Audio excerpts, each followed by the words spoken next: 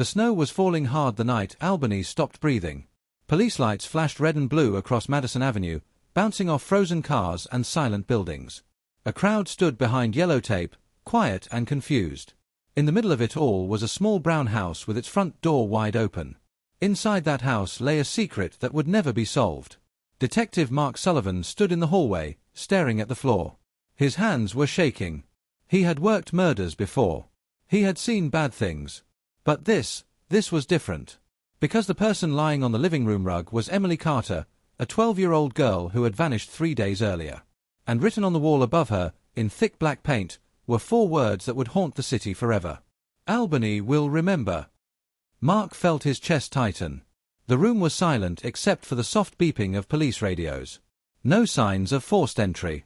No weapon. No fingerprints. No witnesses.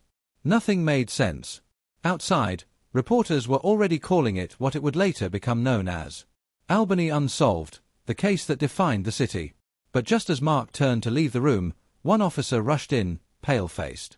"Detective," he said quietly, "you need to see this." Mark followed him to the back door. In the fresh snow were 2 sets of footprints. One small, one large.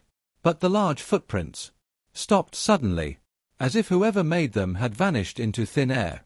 Mark stared at the snow, his breath slow and heavy. And deep down, he knew this case would never let Albany sleep again. 3 days earlier, Albany was calm. It was a normal winter morning. Kids walked to school wrapped in coats. Cars moved slowly on icy roads. Shop owners unlocked their doors like they did every day. Emily Carter had waved goodbye to her mom at 7:45 a.m. "I'll be home after school," she said, smiling. She never came back. At first, nobody panicked. Kids were late sometimes. Phones died. Buses ran slow in the snow. But when 6 p.m. came and Emily still wasn't home, her mother, Sarah Carter, called the police. Officer James Miller arrived within minutes. He was kind and calm. "She probably went to a friend's house," he said gently. But Sarah felt it in her chest. Something was wrong. Emily's backpack was later found near Lincoln Park, sitting neatly on a bench. Nothing missing. No damage. Just placed there. That was the moment the case changed. Detective Mark Sullivan was brought in that night. He walked the park with a flashlight, snow crunching under his boots. The wind moved the trees softly, like whispers. No signs of a struggle. No blood. No trail. It was as if Emily had simply disappeared. The city began to worry. Posters went up everywhere. "Have you seen Emily Carter?" Churches held prayers. Neighbors searched yards. Police worked day and night. But each hour passed with no answers. Then came the first strange call. At 2:17 a.m., the Albany Police Department phone rang. The caller said only one sentence: "Check the river tomorrow." Then the line went dead. Divers searched the Hudson River for 2 full days. They found nothing. People were scared now. Parents stopped letting kids walk alone. Schools locked doors. Rumors spread fast, too fast. Some said it was a stranger passing through. Others said it was someone local. Everyone looked at everyone differently. Mark barely slept. He kept replaying the facts. No witnesses. No struggle. A backpack left behind neatly. That wasn't random. That was planned. On the 3rd night, snow fell again, heavier than before. At 11:43 p.m., a patrol officer responded to a noise complaint on Madison Avenue. The call came from a neighbor who said a light had turned on in an empty house. The house belonged to an elderly man who had died months earlier. It was supposed to be locked. When the officer arrived, the front door was open. He called for backup. That was when Mark Sullivan was sent to the scene. Inside, the house smelled cold and empty. Dust covered the furniture. The light flickered overhead. Then they reached the living room. And found Emily. The city broke that night. News spread before sunrise. Reporters flooded Albany. Cameras stood outside police headquarters day and night. The mayor promised answers. The police promised justice. But days turned into weeks. And weeks into months. No suspect.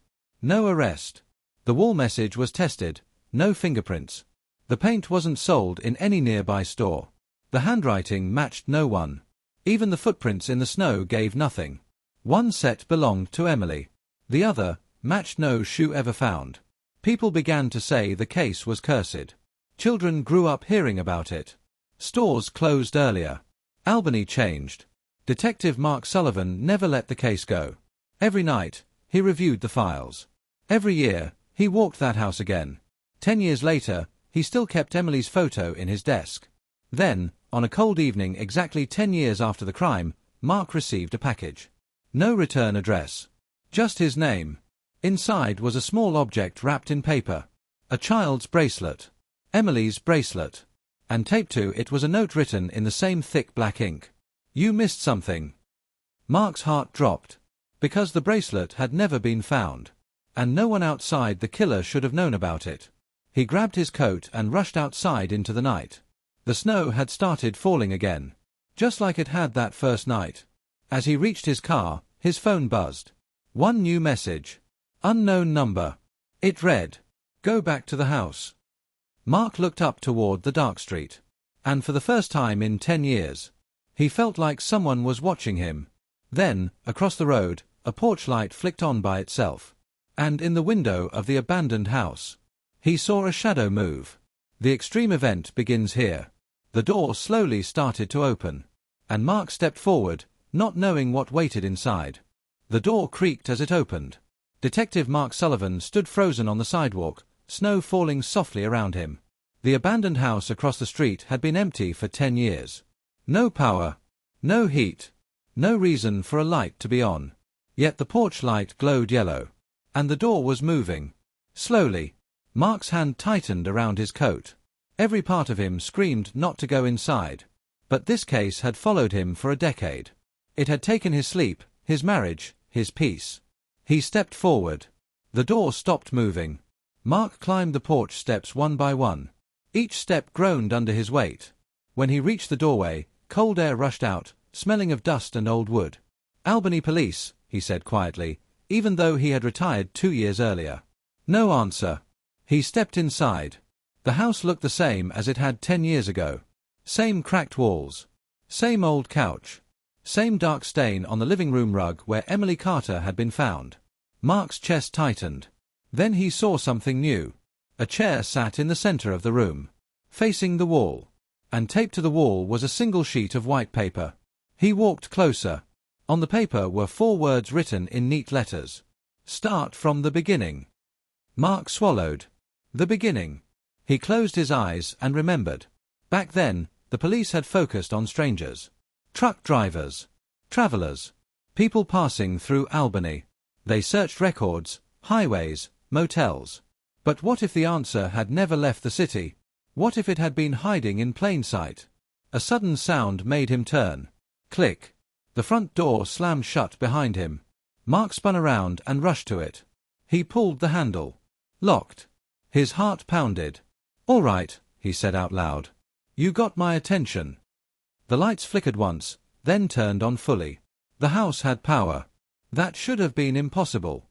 A voice came from somewhere above him. Not loud. Not angry. Calm. "You never asked the right questions, detective." Mark's blood ran cold. "Who are you?" he demanded. Silence. Then footsteps. Slow ones.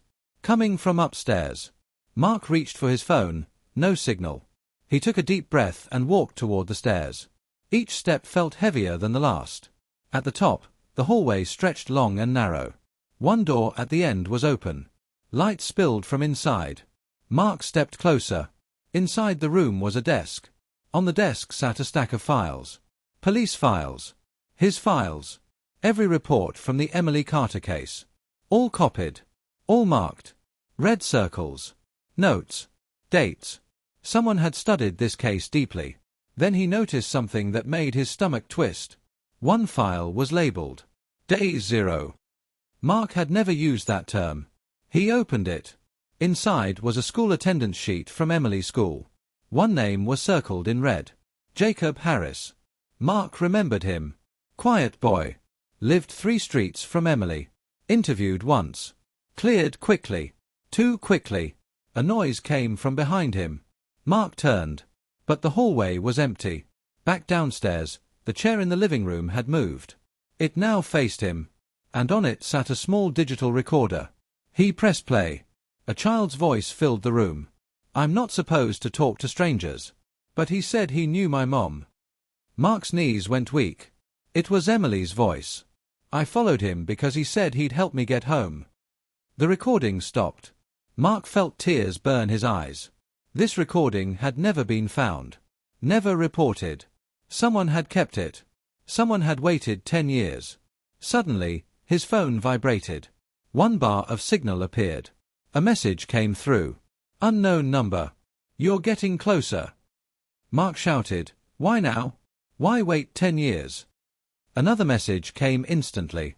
"Because now the city is ready to know the truth." Outside, police sirens wailed in the distance. Someone had called them. Or maybe this was all planned. Mark hurried downstairs. The front door unlocked on its own with a loud click. He stepped outside just as patrol cars pulled up. Young officers stared at him in shock. "Detective Sullivan," one asked. "We got an anonymous call saying you were in danger." Mark looked back at the house. The lights were off again. Dark. Empty. Like nothing had happened. At headquarters, the recorder and files were examined. They were real. Very real. The recording was Emily's voice. The paper was fresh. But no fingerprints again. Just like before. The chief looked at Mark grimly. "This means the killer is still watching." News broke by morning. New evidence emerges in Albany's most famous unsolved case. The city panicked all over again. Parents locked doors. Old rumors returned. And one name, Jacob Harris, spread quietly across Albany. Mark decided to visit Jacob's old home. The house was still there. But Jacob wasn't. Neighbors said he left town right after high school. No forwarding address. No trace. That night, Mark sat in his car outside the Carter home. He looked at the window where Emily used to wave. He whispered, "I'm going to finish this." His phone buzzed again. "Unknown number. You're too late." Mark's breath caught. Another message followed. "Go to Lincoln Park. Midnight." Lincoln Park. Where Emily's backpack had been found. At midnight, the park was empty. Snow covered the benches again, just like years ago. The streetlights glowed weakly. Mark walked toward the same bench. Something sat on it. A small red backpack. New. Clean. Identical to Emily's. His heart pounded as he reached for it. Inside was a single envelope. He opened it. Inside was a photo. Taken that night. Of Mark. Standing in the park. The timestamp blinked at the bottom. 11:58 p.m. Mark spun around. "Who's there?" he shouted. A figure stood near the trees. Tall. Still. Watching him. Mark stepped forward. The figure turned and ran. Mark chased him across the snow, heart pounding, breath burning. The figure moved fast. Too fast. Then suddenly, the figure stopped. Turned. And spoke clearly for the first time. "You should have listened 10 years ago." Then a bright flash exploded behind Mark. And something heavy struck the side of his head. He fell hard into the snow. As his vision blurred, he saw the figure kneel beside him. And whisper, "Now you'll understand what Albany really buried." Everything went dark.